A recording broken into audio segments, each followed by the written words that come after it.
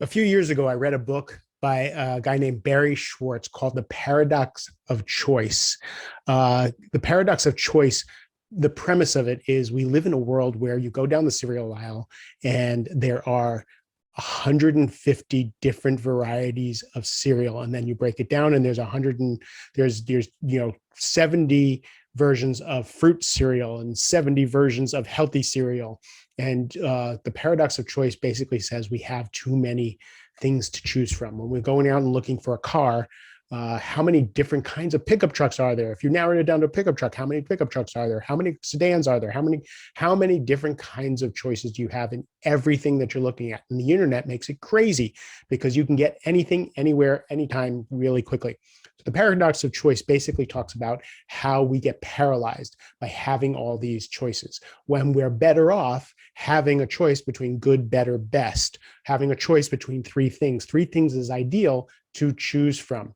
So simplifying our lives, simplifying the way we go out and shop is, building the criteria of what we want before we go out and see what fits our criteria. And that way we're not going down the cereal aisle going, oh my God, I don't know to get Fruit Loops or whatever. It's you go with a plan and go what you want, because that anxiety that comes with all those choices is crazy making. I got to thinking about experts and the paradox of choice with experts, and it's driving me crazy. So I've been on the keto kick for years, and carbs are bad, sugar's bad, fruit's bad for years because I have inflammation in my body, and the keto really seems to help with that. And then I have a new trainer who is adamant that meat is causing my inflammation. My yogurt, I've talked about the Greek yogurt that I love that I get at the farmer's market, causing my inflammation, and just on and on and on. And he's just hammering at me that I should be a vegetarian. And I'm like, that's not going to happen. In my house, I'm not going to be a vegetarian. But, he's really gotten through to me that, his way of eating might be better, because actually I'm not losing weight on keto, because again, with keto, if you do keto 100%, you get the benefits. If you do keto 99.2%, you just get fat and high cholesterol. So 100% keto is there's really good data on that. But there's also really good data on plant-based. There's really good data on mixed, and there's really good data on grains. And there's so much information about nutrition that it's crazy making. Same thing with self-help. Stoicism is all the rage on money Twitter and success Twitter, where everybody's a stoic now. Ryan Holiday has brought that into the mainstream. And by the way, I love Stoicism. There's so much gold in studying Stoicism and bringing that into your world. It's not the be all end all. Then we have the Buddhists, then we have the non-dualist, then we have the practical people, then we have the David Goggins and the Gary Vaynerchuk and the hustle and grind crowd.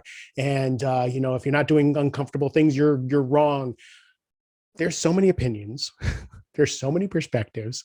There's so many things that are quote unquote right, because people have had success with one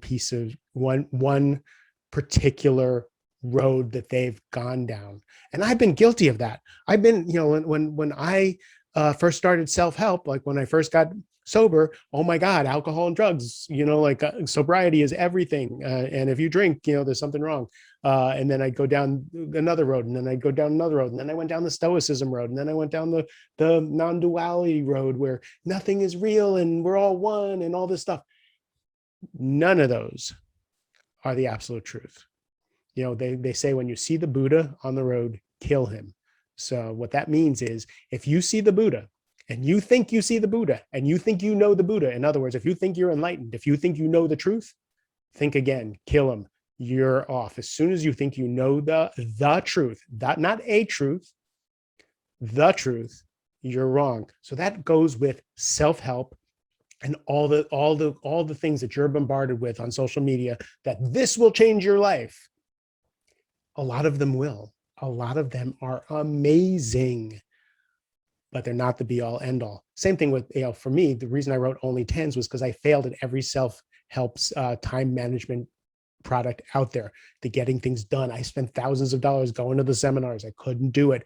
I couldn't do the Franklin planner. I couldn't do time blocking. I couldn't, my ADD brain just wasn't going to do it. So I had to create something for myself that worked. The funny thing is when you do only tens, now you can go use those other programs to success, because only tens is about getting honest with yourself. So I digress. Back to the paradox of choice. Here's where you really need to be present and be you.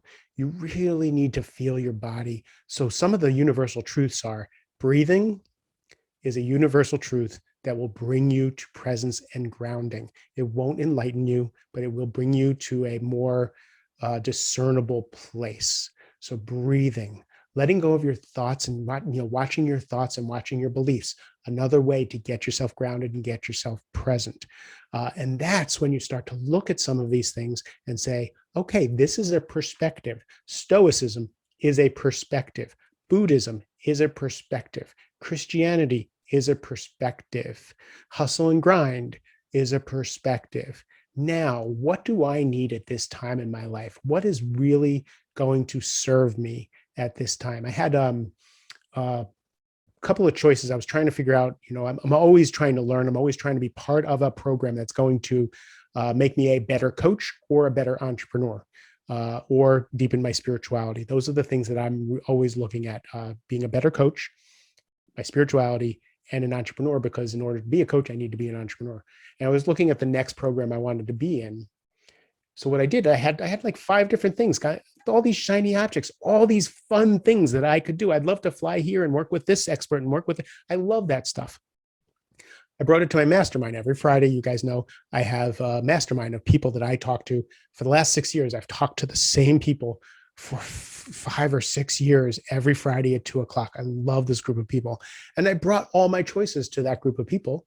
And they were like, oh, you know what? This one fits. And they were all unanimous on it. They're like, this one fits. When you talk about this one, it feels solid. It feels grounded. It feels like it's growing in the direction that you're trying to go. It doesn't feel like a shiny object someplace else. So now I can trust myself and go into this next program. So grounding yourself, really considering, don't click as soon as they tell you to click, because they're all really good at these click funnel things to get you to go to the next page. And discern, is this the next thing? Don't be afraid to quit if it feels wrong, but you have to learn how to trust yourself in order to decide it feels wrong. Always have conversations with people you trust. There's got to be 1, 2, or 3 people that you trust, that they know you. They know when you're going after shiny objects, and they know when you're doing something that's really good for you. They know when you're quitting because you're scared and it's too hard. And they know when you're quitting because it's a discernible thing and that you just shouldn't read the rest of this book.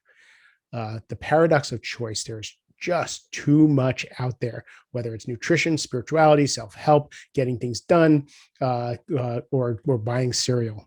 So ground yourself, make the choices that work for you in your life. Trust yourself. Everything is perspective. Nobody has a lock on the truth, and you can figure it out for yourself. That's why you're here. God, the universe, gave you what you need to figure it out for yourself. Don't worry about it. And if you need guidance, I'm here. I love you guys tremendously. Have a great rest of the day.